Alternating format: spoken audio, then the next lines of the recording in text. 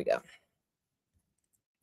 In a world obsessed with outcomes, we often forget the one thing that actually creates them. We're not talking about flashy effort. We're not talking about perfect effort. No, we're talking about consistent effort, that applied grit and intention. We're going to have an amazing conversation today, and I can't wait to get started with you. Let's go.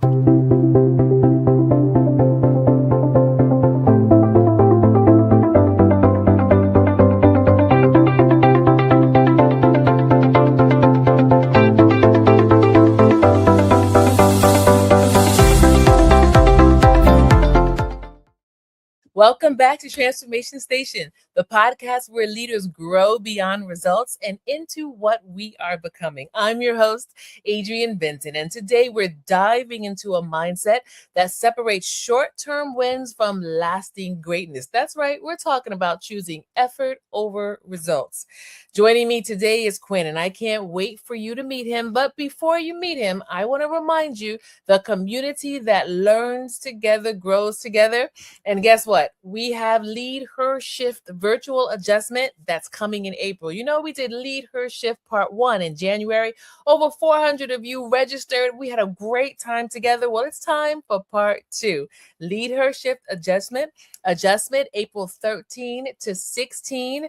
We're going to have amazing guest strategists that will join, and registration has opened March 13th. It has opened already, but guess what?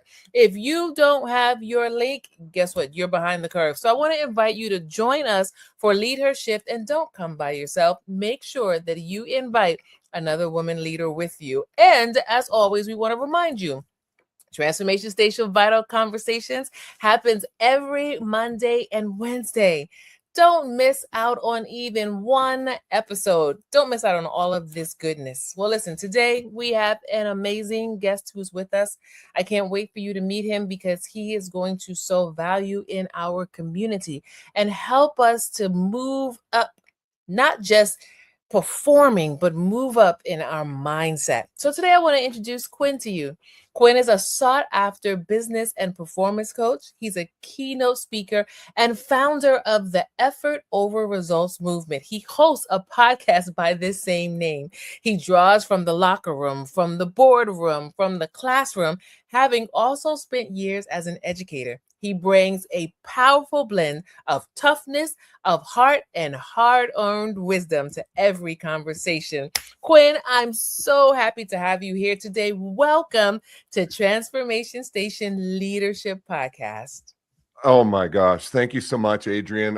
Can I get you to do that every morning when I wake up and just start my day like that? That was incredible. Thank you very much.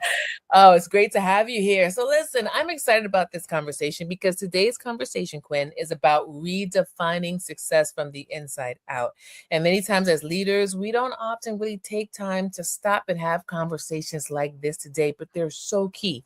So I want to start off, right? Effort over results. Talk to us. Like, what does that really mean? And why does it matter now more than ever? Yeah, thanks, Adrienne. I would love to say that I came up with this idea. Effort over results is the words that I put to it. It really speaks to focusing on the things that you can control, and that is your efforts and your attitude toward whatever it is that you happen to be involved with. Where it came from and where it was born out of was being a father, I would say first and foremost, and trying to raise confident, resilient kids.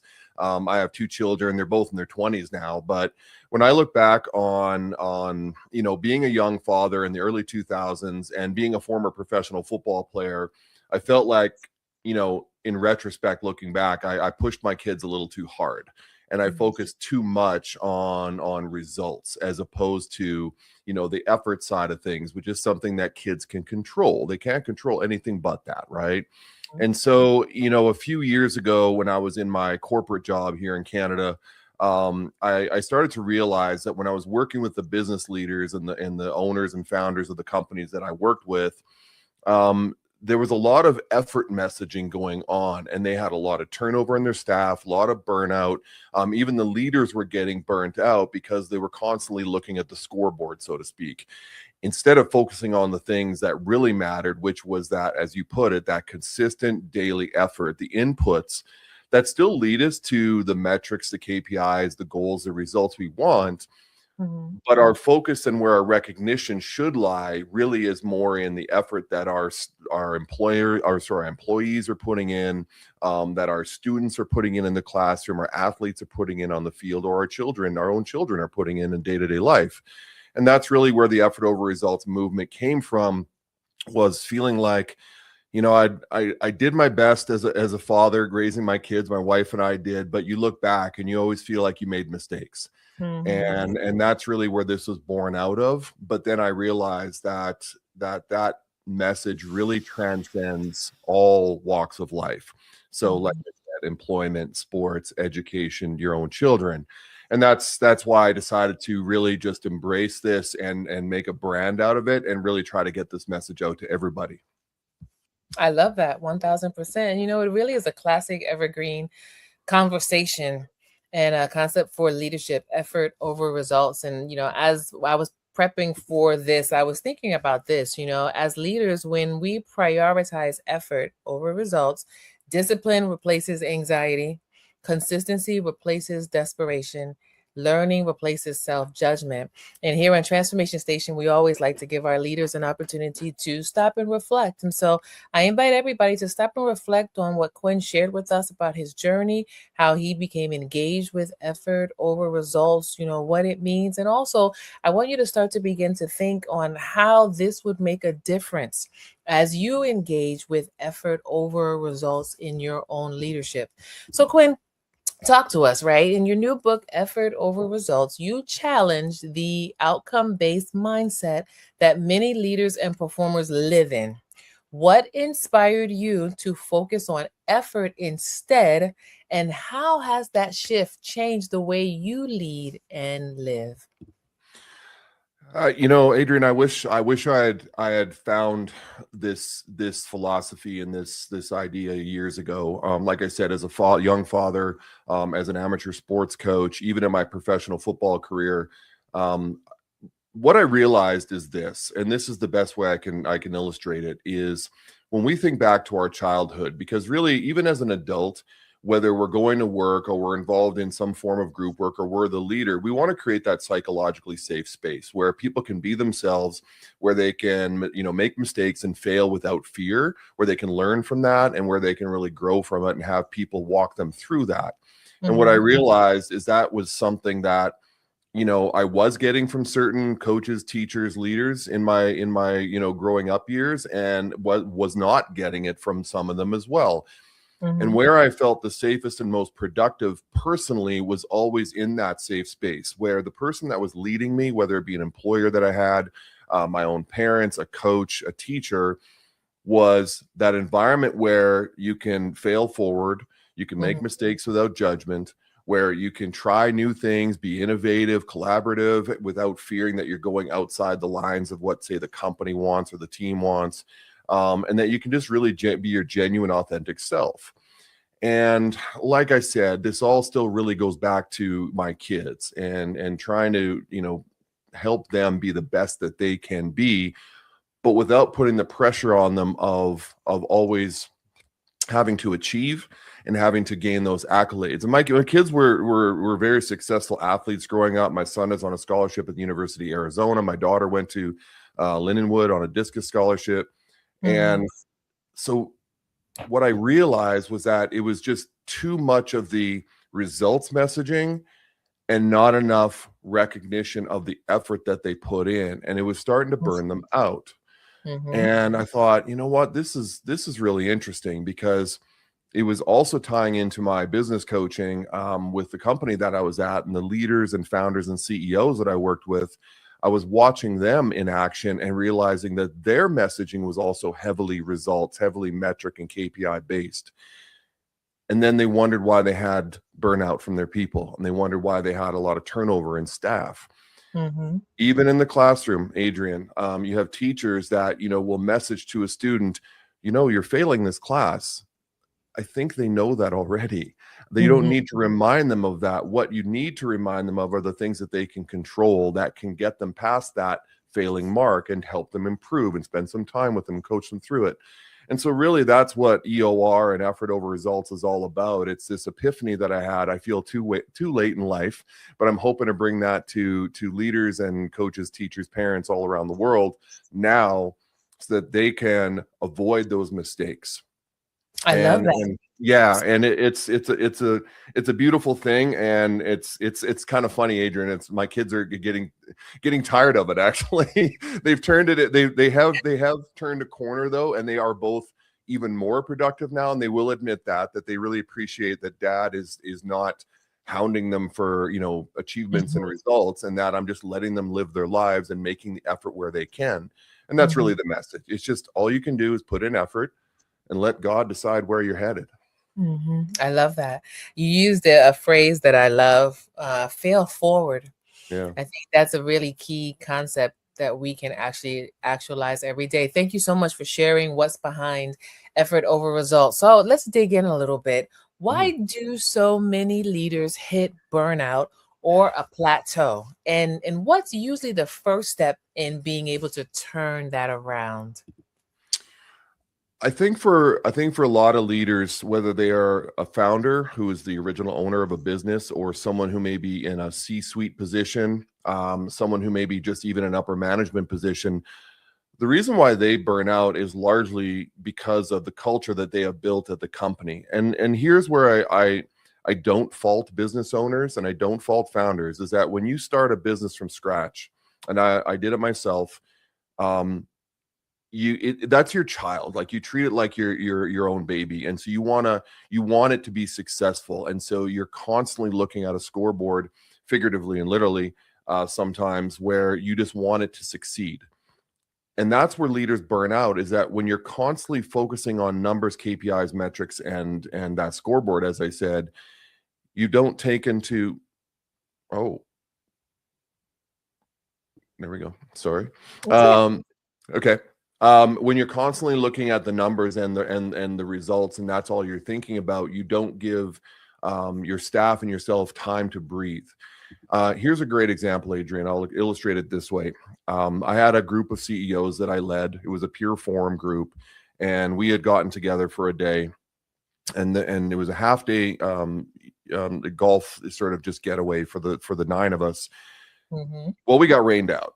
And within 20 minutes of getting rained out, we were like, well, let's just go meet in the boardroom, here, and let's just have some coffee and some snacks, and let's just talk about, leadership. And one of my CEOs that was in the group was constantly looking at his watch. And I finally just stopped the meeting and I said, I'll just use his name, Dave. Dave, if you need to go somewhere. He goes, if we're not going to be doing anything here, I really need to get back to work. I don't want my people to think that I'm not working. And that right there was a real blinding light for me. And it shone that spotlight on leaders who always feel like they need to be on. They always feel like they need to show the people that they're working. And so as long as they're awake, they're working. In fact, a lot of times they'll busy themselves with busy work or putting out little fires to make it look and feel like I'm successful, I'm busy. And people equate that success with burnout, and vice versa. And it doesn't have to be that way. A recent guest I had on my podcast talks about how his book is actually called Your Oxygen Mask First. And it talks about how you need to take care of yourself first as a leader, physically, mentally, spiritually, to be able to take care of others. And so when you're burning the candle at both ends, you're not able to do that. And it often ends up in contentious conversations. It often ends up in stressful, workplace environments.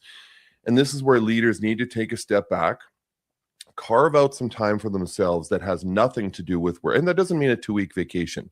It could be a morning meditation session. It could be, taking a half day just to get away and spend some time reading, anything that just fulfills yourself.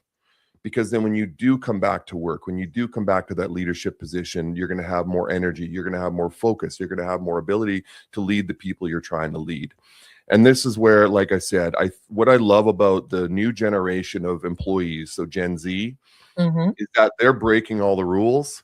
They're basically saying to the boomers and to the Gen Xers, the older business owners and employers, look, this isn't not the workplace we want to work in. This isn't the 1980s where everyone has to put in that full 40 hours. And if you're not working, you're failing and so forth. And the Mm, messaging is changing. And that's where there is that conflict. And I love that Gen Z is pushing back and saying, hey, we can be productive mhm, without killing ourselves. mhm. This is the message leaders need to take. And so I'm excited for that new generation, Adrian, of Gen Z business owners that's going to happen here in the next 10 to 15 years, because they are definitely changing the way the workplace looks, creating that psychologically safe environment, and recognizing people for the effort they put in. I love that 1000%. And, as you were talking, I was thinking about this, when we talk about how do we reassess and how do we, what's the turning point? It's stopping and asking ourselves some questions, right? And intentionally saying, what's draining me? What no longer fits? What does this next season require of me? I have seen so many times where leaders are burning out, as you mentioned, because they stay in that execution mode. Mhm. Execution mode at work and execution mode when they're not at work, just with themselves. You Mhm. don't you don't shut your mind off. You can't ever rest. You're always looking at the phone, always everything you I don't know if you ever, well, you kind of described it, but there are some people who I have engaged with and everything is about work. Like they cannot disconnect from work at all. That's a red flag. It's Leaders, an are you listening? identity thing. It Yeah, is. it becomes their Yes. identity, and they feel like they need to continue to fulfill that identity, and they don't. Hmm. Mercy. All right, Leaders Transformation Station. We're assessing right here. I want you to just stop and ask yourself, right? Where are you when it comes to fatigue and burnout, and what's behind that? What's really the root behind that? And what would it take for you tomorrow or even today to start to turn it around? So, Quinn, I want to ask you this question, right? What Mhm. does prioritizing effort over results actually look like in real life when pressure, when expectations, when performance metrics are still very real? Great question. So I was thinking about that as you were talking, and I don't want people to mistake when I say effort is everything. I don't want them to mistake that. Well, as long as I'm moving forward and putting efforts into things, that's all good. It's like, well, no, we want the appropriate efforts. Mm-hmm. We don't want wasted effort. We don't want to waste our resources of time and energy and ourself into things that are not moving whatever it is that we're trying to move forward, moving the needle on. And so in the business world, there are a lot of ways to describe this, but the best way I would describe it is figure out what the outcomes that you want are, set it and forget it. And then what are the inputs? What are the efforts that we need to do, each one of us, the role that we have in that company to move towards accomplishing KPIs, metrics, and results. So what people mistake when they hear effort over results is they think that I don't care about results, and that's very untrue. It's Mm-hmm. not that we don't care about obtaining and attaining, a result, a KPI, a metric, a revenue level, a profit margin in business, or even when you're coaching a team, wins and championships. Mm-hmm. But the messaging to your team can't always be about those results.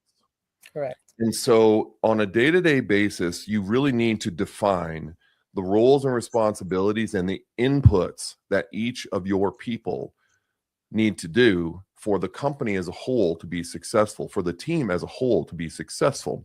And this is where, once again, I think that's where it's mistaken, and that effort over results means no results. It's like, no, it absolutely does mean results. In fact, you're going to get better results, because what it does, Adrian, is when you let people and you treat people like adults and you let people focus on the things they can control, they know Mm-hmm. specifically what they need to do, they're happier, they're more content, they're a little more innovative, they try new things, they're going to help the company in that way, they're going to collaborate with each other better because there's this safe space. And one of the things that I get a lot of pushback on is when I mention those two words together, psychologically safe. Mm-hmm. A lot of people think it's kind of kumbaya, it's woo woo, it's just philosophical. And it's like, no, this is how companies are being led properly in 2026 and for the next decade or two, or I don't know how long.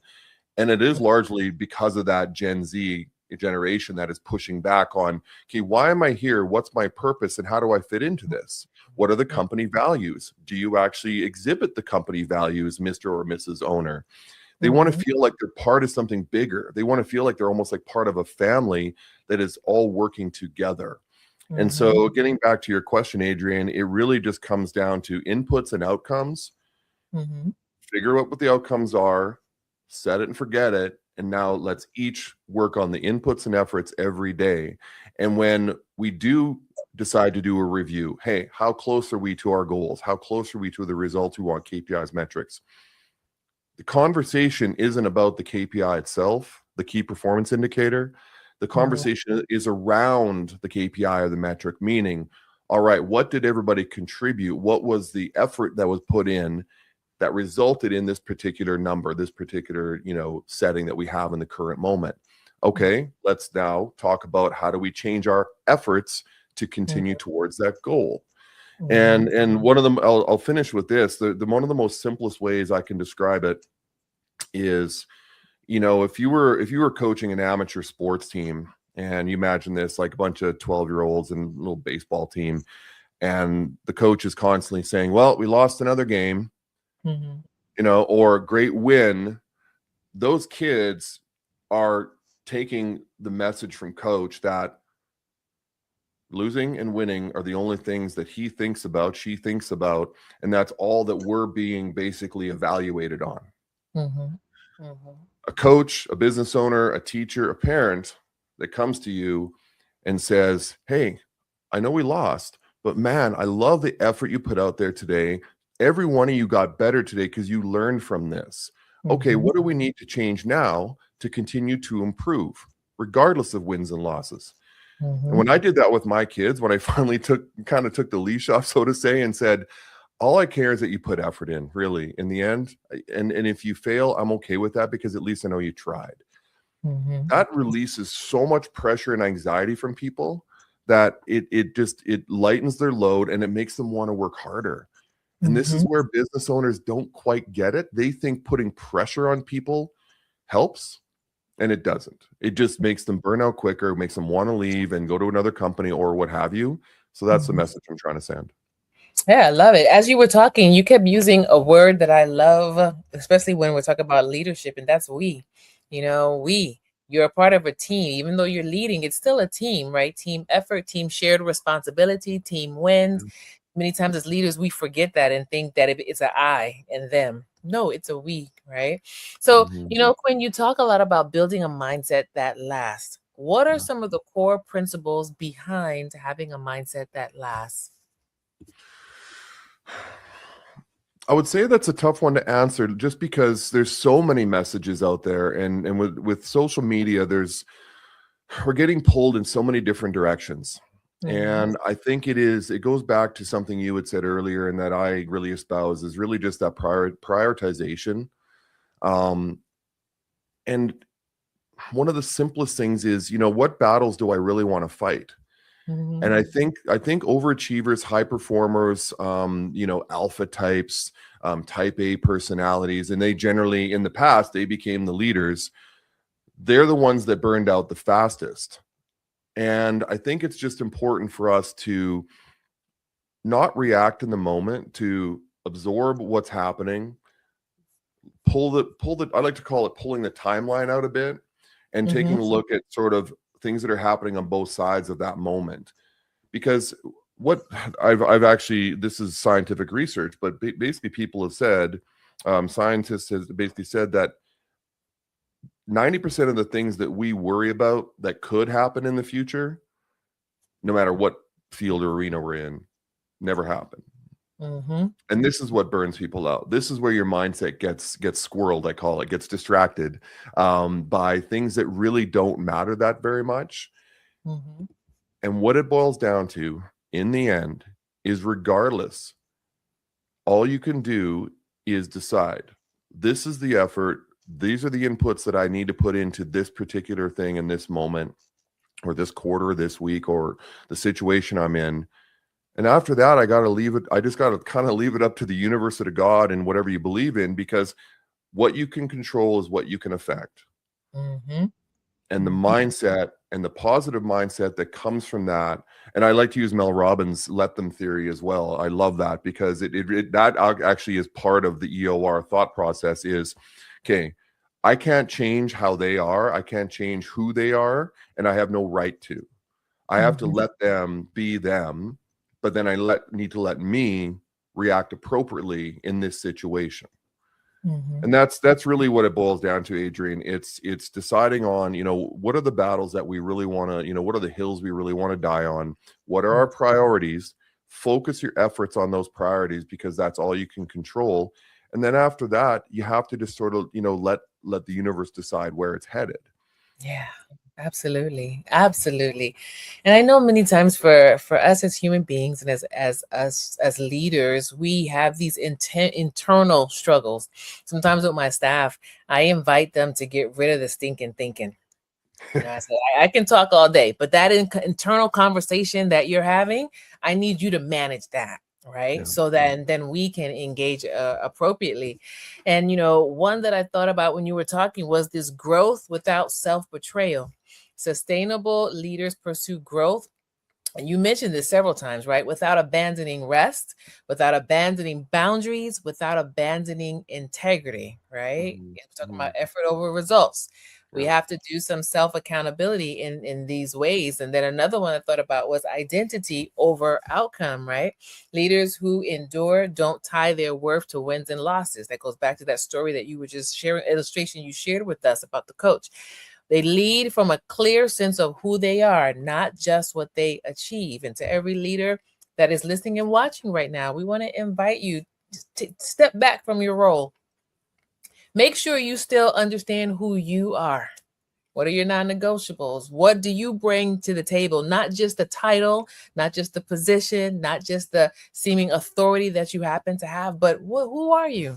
Who are you outside of that role? Really important as we continue to just contemplate and reassess, right, our effort over results. And so, Quinn, I want to ask you this question. For somebody Mhm. that's listening who feels like they're grinding, they're doing the work, they're doing it, but they're not growing.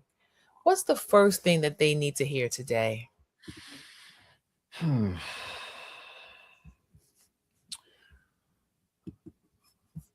I don't want to steal this from Simon Sinek, but I think it goes back to, what's your why? Mhm.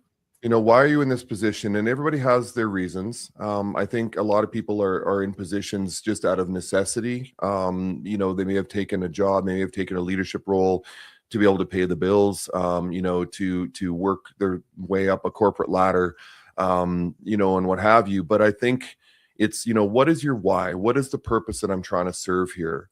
And, if you're in a leadership role, leadership it's not a title. It's Mhm. a vibe. It's a culture you create. It's an environment you create. And it really is, in every aspect, leadership really should be about making others better. How Yes. do we help others succeed? How do we place them in a position to succeed? And what can I do to provide them those resources? And I'm staying in a business setting here, but you can apply this anywhere. What can I do or say or provide to help that person grow? That's what a leader does. Yes. And I want to go back to my example from earlier. When you think back to your childhood growing up, that favorite coach you had, that favorite teacher you had, that maybe an aunt or an uncle even, or that first or second employer you had, that just always, you just loved being around them.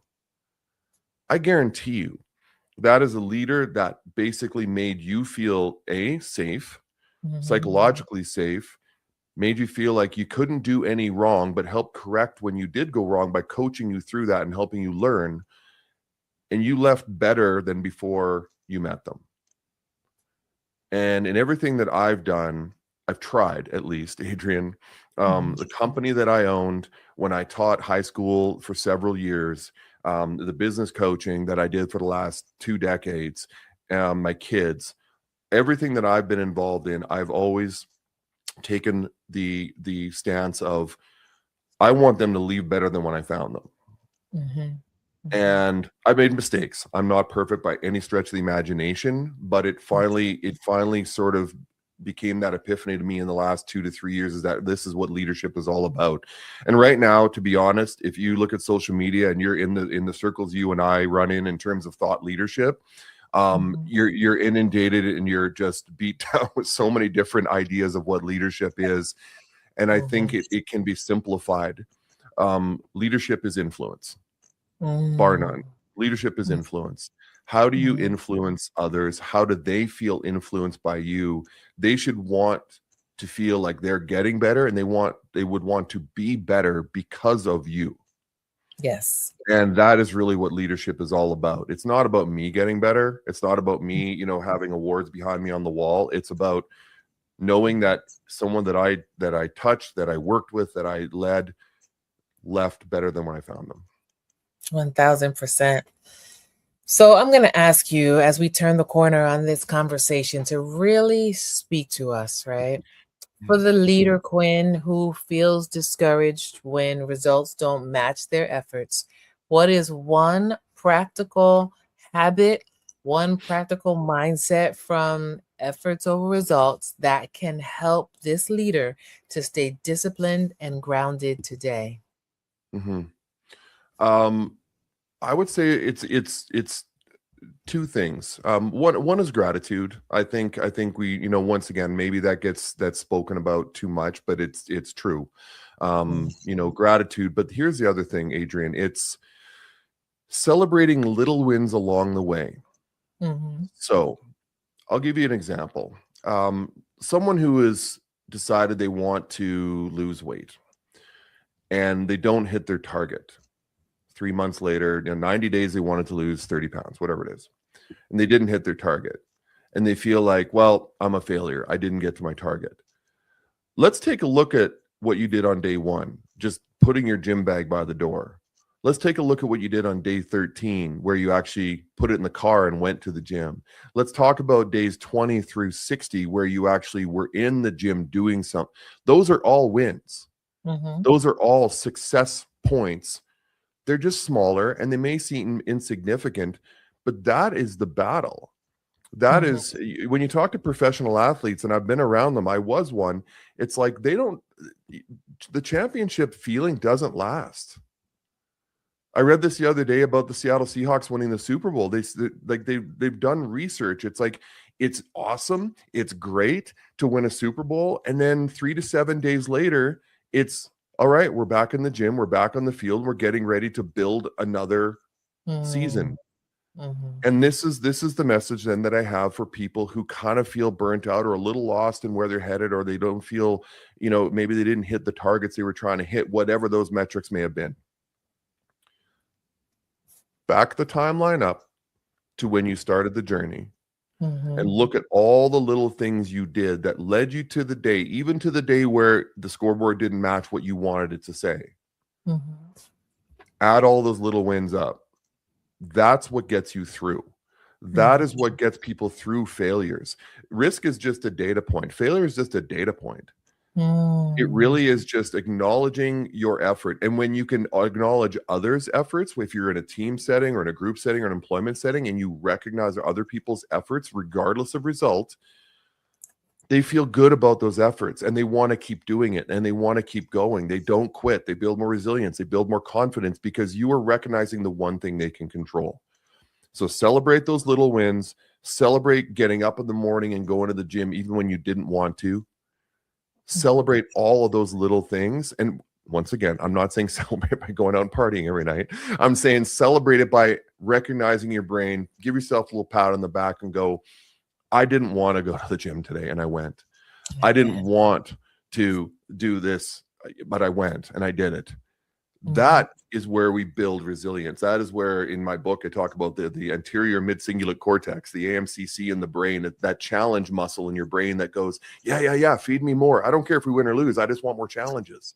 And when you Mm-hmm. start to do things that are challenging and harder for you and succeed or not, you are building that resilience or building that confidence. And that's what we need to give to our students, to our children, to our employees, to our athletes. I love that. Celebrate the wins. What a powerful conversation that we've had today, Quinn. And to those of you who are watching, I know that you, like me like you, need to go back and watch this again so that we can take notes and really assess and really dive in and engage with the conversation we've had today. Quinn, I know that there are leaders that are listening and watching that want to find out more about your book and about Yeah. all of the resources that you have available. What's the best way to be able to do that? Well, my book just came out this week. I'm very proud of it. It is, let me see if I can get it on screen here. Effort Over Results, The Secret to Grit, Growth, and Greatness. And this is a book that is, like I said before, not just for business owners. There is a chapter dedicated to parents, a chapter dedicated to teachers, and a chapter dedicated to coaches. Mhm. And I want people to, you can go to the website, effortoverresults.com, all one word. But the book is really, I would say, the best synthesis of the entire message and where it applies and how to apply it. There's worksheets in there. There's little questions for yourself to ask, to help you grow within an effort or results mentality. So people can go to Amazon and they can search effort over results in my name and they can find the book there. It just came out this week. They can Nice. also go, yeah, they can also go to the book website, which is just book.effortoverresults.com, or our website, effortoverresults.com. And I wrote this book as a labor of love, as a passion project, because there was just too much good that was coming out of the research and the information that I've gathered over the last several years. And then thinking back to my, last 5 decades of being on this planet, of going, people need to follow this more. It Mhm. doesn't mean we can't achieve. It doesn't mean we can't win gold medals and still win games, but it means we need to grow each other through Mhm. recognizing the effort we're putting in, as opposed to just looking at that scoreboard. So Mhm. buy the book or come to our website and check us out there. We'd love to have that conversation with you. Absolutely. Well, Transformation Station, we love to support our guests. So I'm inviting everybody right now you see the link on the screen. It's also in the description box. Take advantage of being able to go get the book. Let's inside, let's grow. Also, I want to invite you to reach out to Quinn. Let him know that you heard, that you saw this particular episode. Let him know what resonated with you. And please, he's a coach. Ask questions. We know the community that grows together, learns together, grows together. And we're all about doing both of those. Quinn, thank you so much. It's been great to have you here with us on Transformation Station. Thank you. Thank you, Adrian. All right. Well, listen, what a powerful reminder from Quinn. He reminded us today that greatness isn't built in the spotlight, it's built in the commitment to show up when progress feels slow and results are uncertain. Now, I'd love to hear from you. Where in your life or in your leadership do you need to recommit to the process instead of chasing the outcome? As always, remember to subscribe to Transformation Station Leadership Podcast. Follow, subscribe on YouTube and all of your podcast platforms. And don't be selfish. Go ahead and share this with another leader in your community. So until next time, I'm inviting you to keep on showing up, keep choosing effort, and keep transforming from the inside out.